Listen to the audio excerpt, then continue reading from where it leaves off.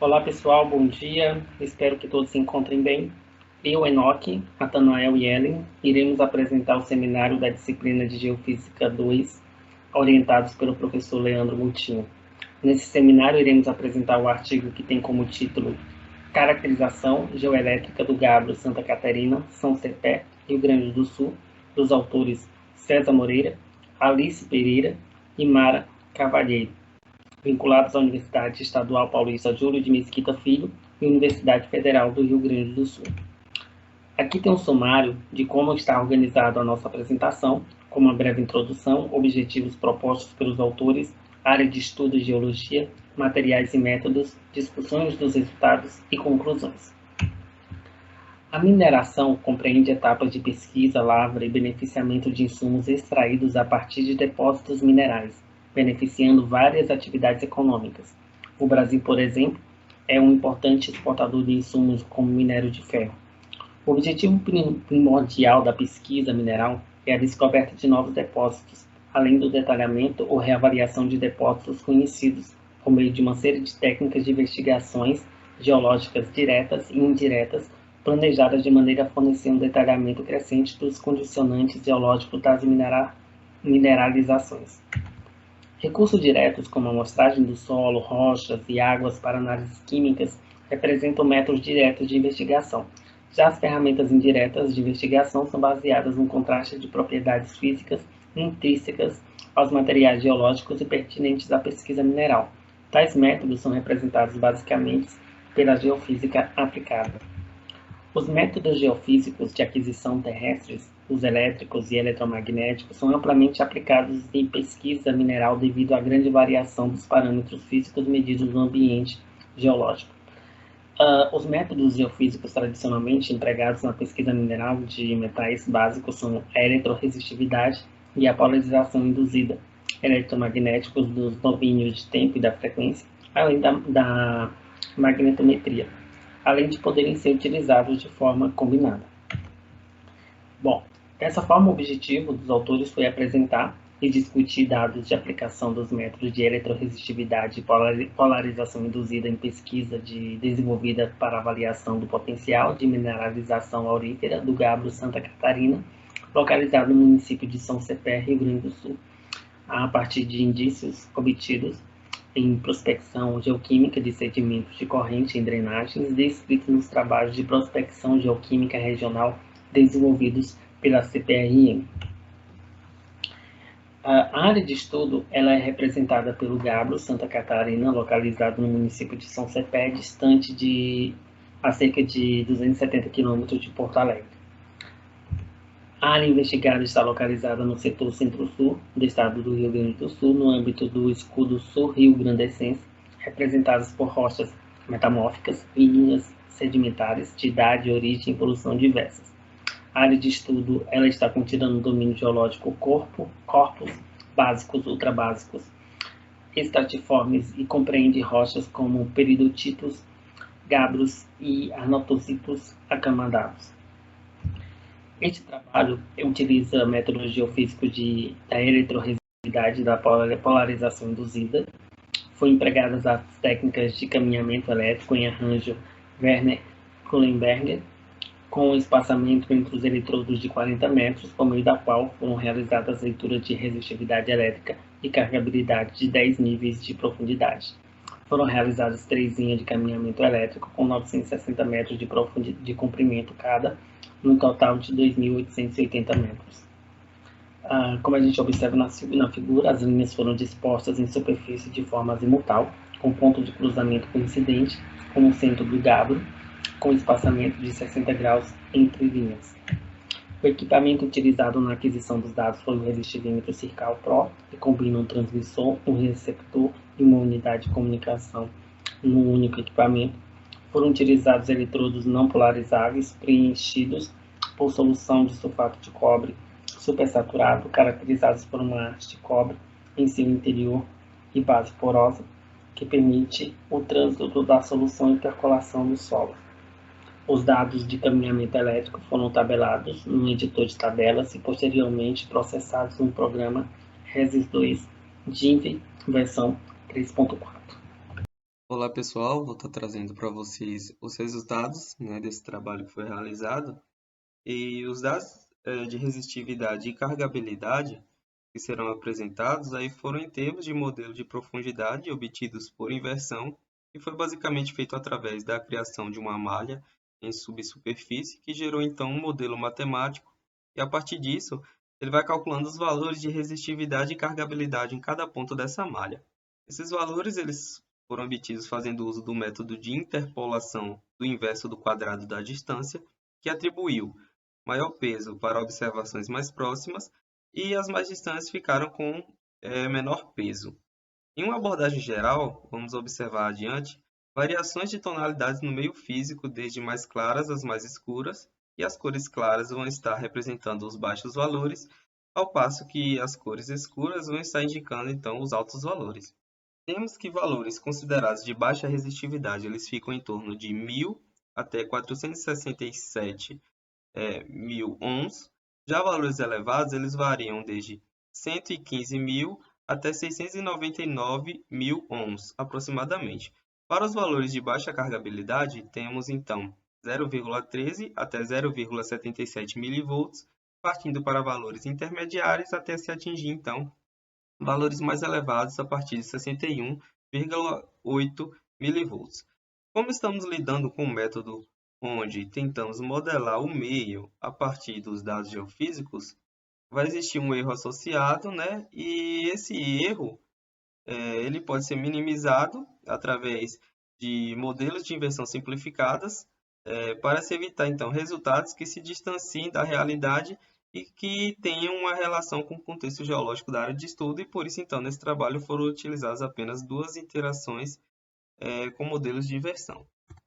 Bom, para a linha 1, né, representando aí o gado de Santa Catarina para a resistividade, nós temos que é representada aí por três áreas em formato aproximadamente circular. Em termos de resistividade, a primeira área ela é limitada em superfície entre 190 e 300 metros, né? Com 90 metros de profundidade. A segunda é limitada entre 400 e 520 metros em superfície, com 80 metros de profundidade. E a terceira ela ocorre desde 600 a 720 metros em superfície, atingindo 70 metros de profundidade. Não existe uma continuidade entre essas áreas e elas são separadas então por valores de resistividade em média de 46.000 ohms.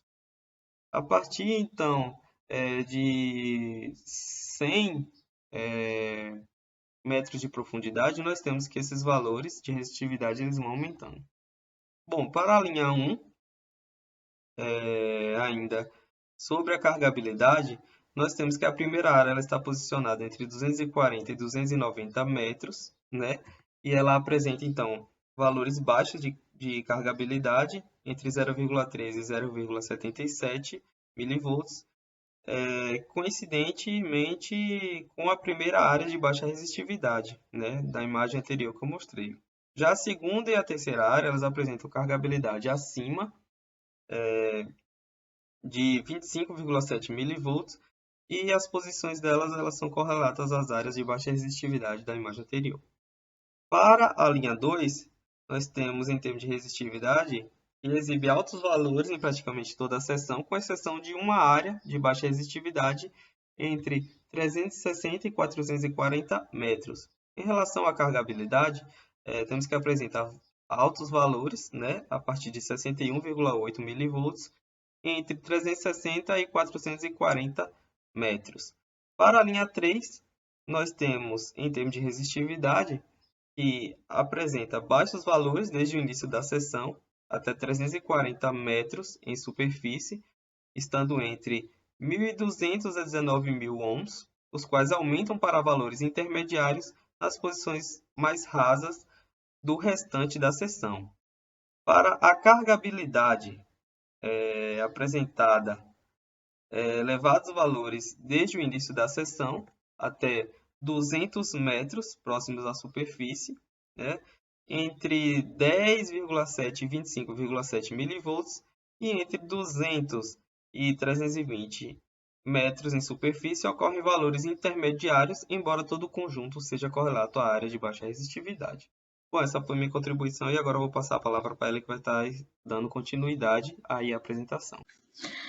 Bem, o aumento da resistividade, ela pode estar associada aí à ocorrência de rochas com menor grau de intemperismo e que se encontram em altas profundidades, com pouco fraturamento e também baixa saturação em água. Quando a gente fala do gabbro Santa Catarina, a composição dessas litologias permite aí a formação de mantos de alteração que são bem desenvolvidos, e isso proporciona a geração de saprólitos com intervalos bastante fraturados logo abaixo do manto. E em decorrência dessa grande alteração, né, e da quantidade de espaços fraturados, esse ambiente ele se torna suscetível à geração de aquíferos. Lembrando aí que essa alteração e possibilidade de geração de aquíferos, ela vai decrescendo à medida que se aumenta a profundidade. No ambiente geológico, a polarizabilidade ela vai ser controlada pelos fenômenos de polarização eletrônica e eletrolítica. No caso do gabbro fraturado e preenchido por água, nós vamos esperar que haja aí uma predominância do fenômeno de polarização eletrolítica, enquanto que a polarização eletrônica ela vai estar associada aí com o conteúdo de minerais metálicos, e principalmente os óxidos e sulfetos, porque eles possuem uma boa... eles são bem condutíveis. Analisando aqui essa imagem, nós, do caminhamento elétrico, né, da linha 1, nós vamos fazer algumas interpretações com base na relação de resistividade e de carregabilidade. Quando a gente olha aqui, né, essa primeira camada, nós percebemos que há uma baixa resistividade e uma baixa carregabilidade.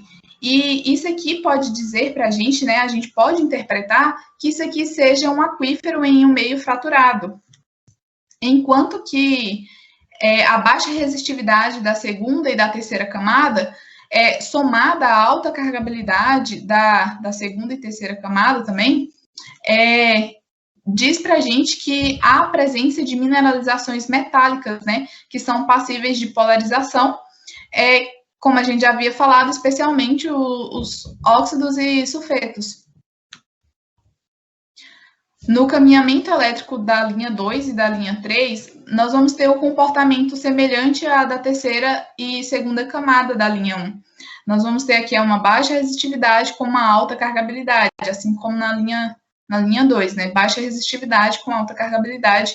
Então, nós podemos dizer, né, que aí tem presença de mineralizações metálicas, né? A gente pode deduzir. O que a gente conclui com esse trabalho?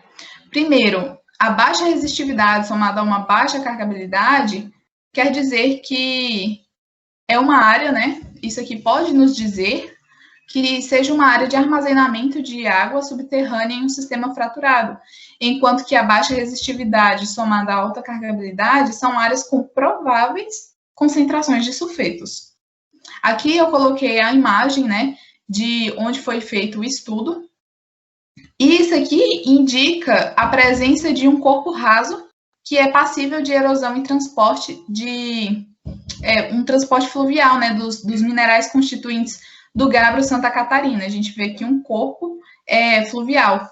E outra coisa que é bastante importante destacar é a quantidade de fraturas, né? Os autores, eles destacam bastante as famílias de fraturas e eles falam que existem praticamente, né, fraturas em quase todas as direções. Então, é um sistema bastante fraturado realmente, ó, várias famílias de fraturas em várias direções. E diante da possibilidade de proveniência do ouro, tanto do gabbro Santa Catarina quanto do complexo metamórfico Vacaí, vai ser recomendado que se faça primeiramente o estudo geoquímico em sedimentos de corrente em confluência de drenagens independentes e depois realizar estudos geoquímicos e geofísicos de detalhes nessas áreas promissoras. Bem, a presença do manto de alteração argiloso e do nível freático, combinado com um arranjo de campo, caracterizado pela elevada razão sinal-ruído, além do uso de eletrodos não polarizáveis à base de solução, possibilitaram aí que fizessem leituras de dados em campos com resistências de contato extremamente baixas. Então, assim, teve um resultado positivo. E isso porque todo esse contexto geológico permitiu que eles utilizassem, né, esses métodos. E tanto é que, no caso específico dessa área, a aquisição de dados foi feita por meio de equipamentos com potência relativamente baixa. E mesmo assim foi eficaz. No caso, se você precisasse fazer esse estudo em solos quartzosos, litóricos ou até em nível freático mais profundo, não ia dar certo, porque esse equipamento é de baixa potência. E esses solos exigiriam que fossem equipamentos de mais elevada potência. Os resultados da aplicação dos métodos de eletroresistividade e polarização induzida demonstraram eficácia na pesquisa mineral de sulfetos, com dados aí que corroboram indícios diretos comprovados em sedimentos de correntes. Bem, essa aqui é a nossa referência bibliográfica. Muito obrigada pela atenção.